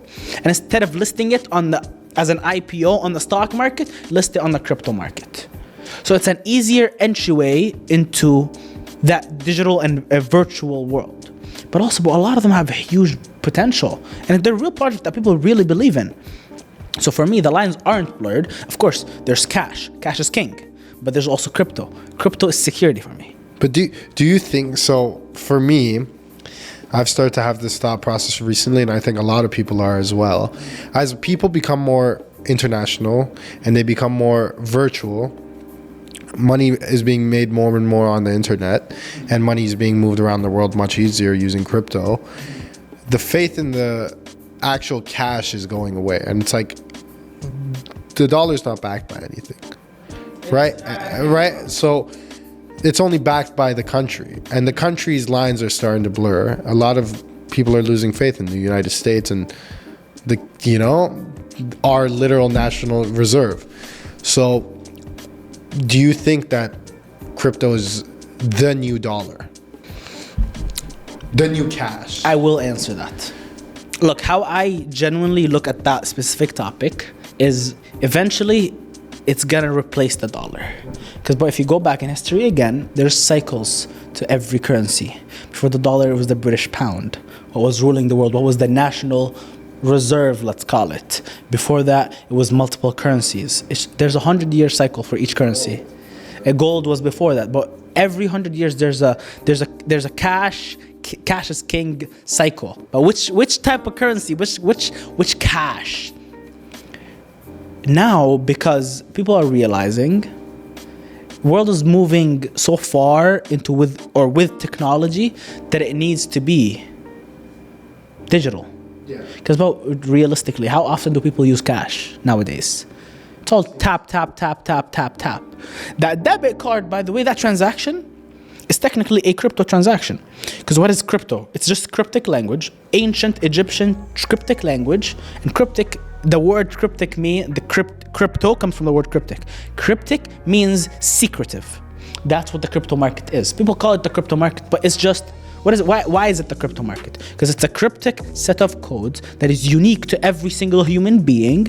So the transaction can be peer-to-peer. You give me your code, I give you my code, we transact. Nobody's a middleman. Now, remember, you said earlier today, middleman is the best business. Okay. That's why the banks are so rich. Exactly. But also, that gives power to the middleman because he can block that transaction. If the bank can block my transaction to something I really, really want because I did something bad, do I really have my freedom? Perfect. Also, that's why the concept of crypto is going so large. But also tax is a big thing because countries are starting to realize they take more and more and more to upkeep with inflation from its own people. Once you run it through the crypto world, that's technically an asset, and an asset is not tax deductible. And that asset will grow. And eventually you can do whatever you want with that cash. You can send it and do whatever. The amount of times that I maybe need money and transferring it from my bank to the Dubai bank would fucking take ages. So guess what? I would send it to my sister through crypto. 20 seconds is really all it takes. She would withdraw and put it in my bank. Yeah, and that's why I see people losing faith. Bro, it literally takes less than an hour. Yeah. Wire transfer from my Canadian bank to my Dubai bank would take, bro, imagine also I send fees, and so much fees. Imagine, God forbid, I send it on a Thursday night. Dubai closes on Friday because Thursday is their Friday. Yeah. So up until Sunday, I will not see my money. Nah, fuck that, bro. With all due respect, no. Yeah. If I need to pay rent, and also Dubai is envious with that rent stuff, bro. They will hunt me down. Pay rent on time, or I'm taking your shit type thing, bro. That's Dubai for you. Yeah, Pay your shit on time, it's so much more or we're reliable. taking this. It's so much more reliable, and it's also decentralized. That's a big point of it, yeah. If Trump takes a shit on someone tomorrow, nobody can do something that would alter it. I disagree. Politics play a big role in it, but in a stable coin, it's very hard to regulate. Do you get nervous when you see the biggest investing companies investing so much money into Bitcoin and all the cryptos? Bro. Get happy. Do you know why? Because that means I was right. But are they trying to control I'm right. Are they trying to buy it enough where it's in their hands? It was made to not be controlled. Do you know why they're buying so much? Because they realize the future in it for the next 10 years. Because both companies like BlackRock and Vanguard, they don't invest into something that's just going to be like a couple of days, couple of weeks, maybe 2 or 3 years. They invest in a long portfolios. You're talking about billions of dollars. BlackRock is, right now, top 3 in the crypto market holders of Bitcoin: BlackRock, Coinbase, US government. Number 4 or number 3, I don't know, because it keeps changing because they keep putting billions of dollars each day.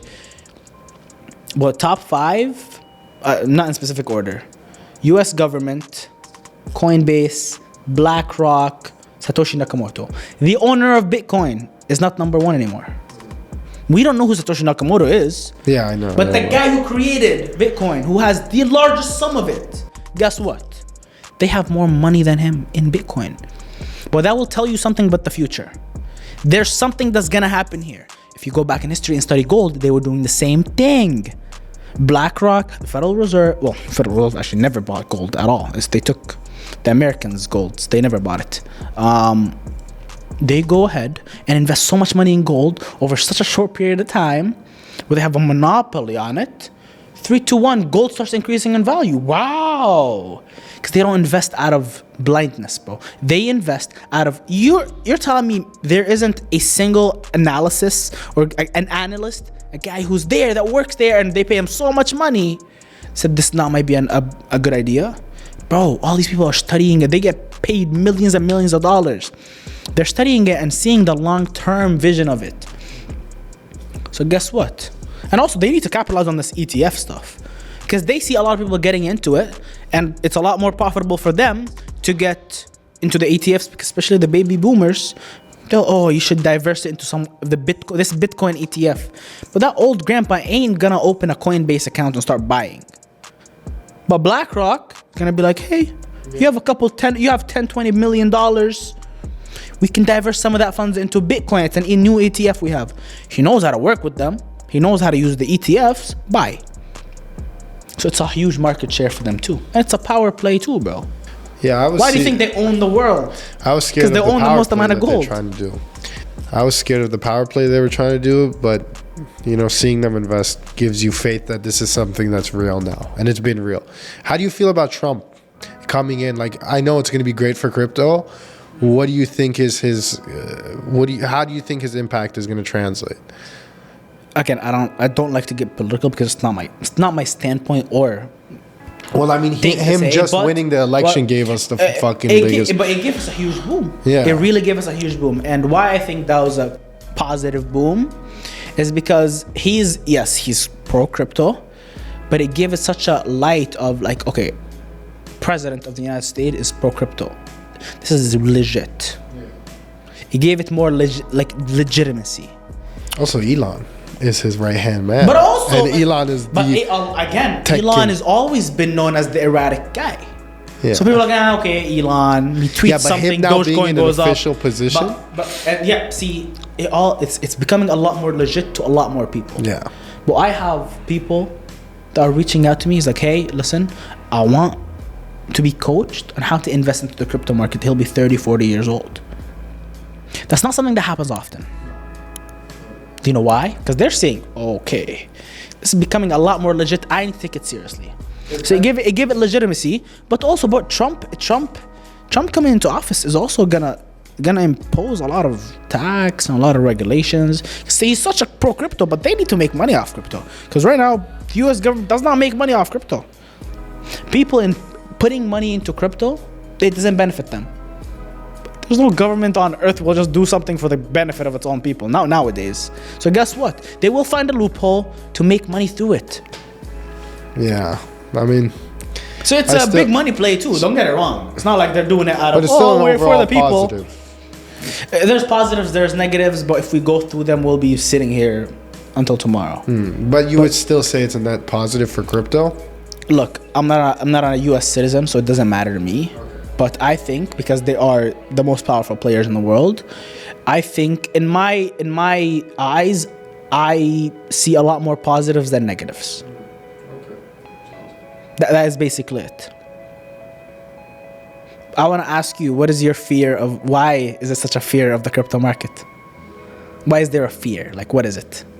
The fear of the crypto market. I feel like I can, speak for a lot of people. Okay. It's like now I see a lot of faith in it.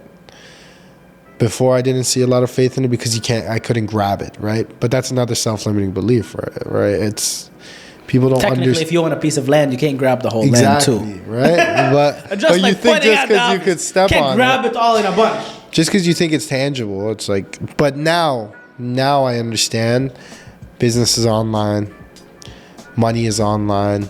Everything is online, and it's ease of transfer. So now I'm starting to have faith in it. Before, it was the whole fact. It's like, but is it a faith of like, would you invest money in it as a growth thing, or just like, oh, I'll buy it and hold? I think I would. Like, I'll use this for transactions to buy things, or like, okay, this is a real project. I really like it. I think I would. I think I want to slowly make the transition to using it as my fucking bank account. Oh, that's a risky one, bro. Like, honestly, because but you'll be surprised how often people may say that and how hard that can become for you to start spending it. Because technically, no, as my saving. Maybe I should say revise as my savings account. Oh, then yeah, perfect. Yeah. Not like my. It's not a stable. It's not a stable. Until they make savings. Cool crypto debit card. Is there any like? There is. Coinbase has one. Crypto.com has one. I've seen it, but are they? There's so many, and I have one. I know it's good. It's in my wallet, but sure, but it's like any other debit card. It's just the ease of selling it on the app and then transferring it to your card is quickly. But technically on Coinbase, I can just sell it, e-transfer it to my card and spend it on my card. But both are connected to my social security number, so both are taxable. But I think what originally scared me with crypto, and it was the same thing that I feel like scares a lot of people. So what scared me with crypto is the same things that kind of actually make me want to get into crypto now. What used to scare me makes me want to get into it now, which is nobody controls it. Back then I was like, nobody controls it, it's too risky. But now it's like, I hate control. Now that I see how much Do you know manipulation. why you hate control? Why? Because you're not the one controlling it. Exactly. Exactly. Yo, I heard that once and I started laughing. I'm like, that's so Yeah. fucking true. That's I true. only hate control when it's not mine. Yeah. When someone else is controlling something, bro, you're like unfair. If I'm controlling it, I'll do the same thing he is. I think after COVID, people saw how much manipulation there is in the government. I mean, it's so obvious. It's like your government can do basically whatever it wants to you just because you live there, right? Even though you pay its taxes, even though you have its passport, it can do whatever it wants to you. It can control you in whatever way. It can make you not leave your house and put on a mask. It can separate you from your loved ones. And it's like, if it can do that, what can it do to your currency? What can it do to your dollars? And if it wanted to tomorrow, could it just take all your money? Right? And it's like, I used to think, okay, nobody controls crypto. I'm too scared to get into it because it's risky. But now I'm like, nobody controls crypto. Nobody can take it from you. You know what I mean? It's decentralized, right? It's a shift in perspective.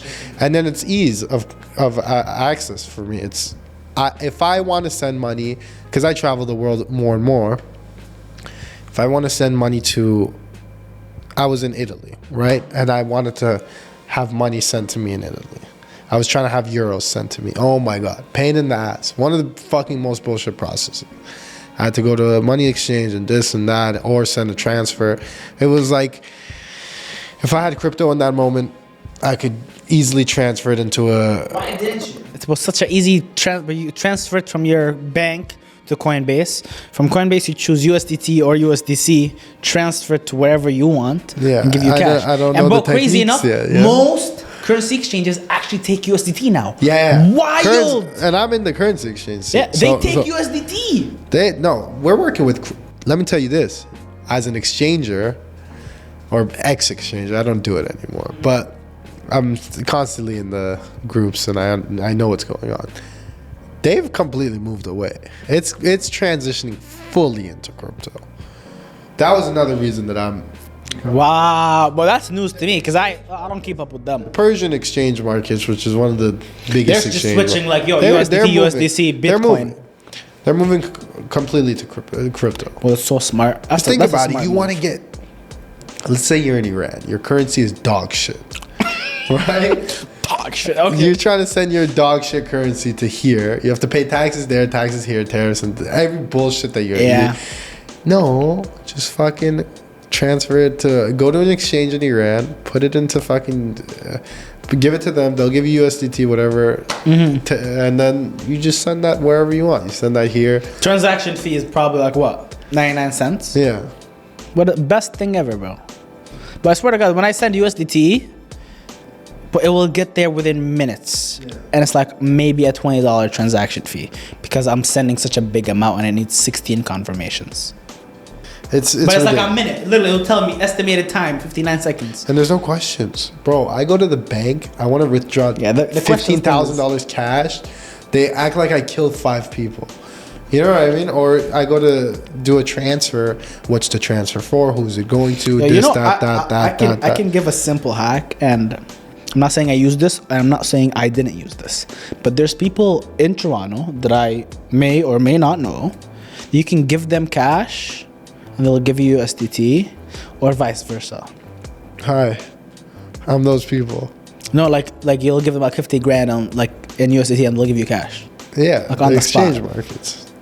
No, I'm talking about individuals. So it's like they're making 1%. Oh, like his own money. But it's so smart because he'll do it like 5-10 times a day. Yeah. Bro, he'll make a nice 5-6 grand a day. And he's transferring the same money. He has like 50 grand. Someone sends him USDT, gives that person a cash, goes to another person. That person wants USDT and has 50 cash transaction. But that's literally the exchange. He's just making, trust me, I'm in the Forex market. I get it. But bro, he's doing it in real life. No, this is literally, craziest amount this of is people, why bro. the Persian exchange markets, sorry, they don't pay taxes. But this is literally, you just broke down the entire... They don't, you just Just exposed some people. Someone's getting on yeah, tonight. you just literally broke down their entire business. Wow. They have, let's say there's 2 accounts. There's one account in Iran or anywhere in the world. Let's say one account in Canada, one account in the US. This account has $1 million in it. This account has $1 million in it. Or let's say this account has money in it, $1 million, and the US one has 0. So Canadian has $1 million, the US one has 0. Somebody wants Canadian and they have US. They send it to the US account. So now let's say there's $1 million in the US account, and then you just withdraw $1 million in the Canadian account and you give it to them. So there's no questions between borders. It's account to account. Yeah. You know what I mean? It's like I have 2 personal accounts and I'm just choosing to withdraw randomly. That's so smart. I like that. But RAMBOD, bro, this was what, 2 hours? I enjoyed this. This was 45, amazing. 50, brother. That's like a nice 2 hours. It's really a nice 2 hours. Amazing podcast. Brother, this is a I nice enjoyed catch it. up. I liked it. Thank you for having me. Of course, brother. Thank you for being here. And I'm excited. Honestly, this wasn't like an official podcast.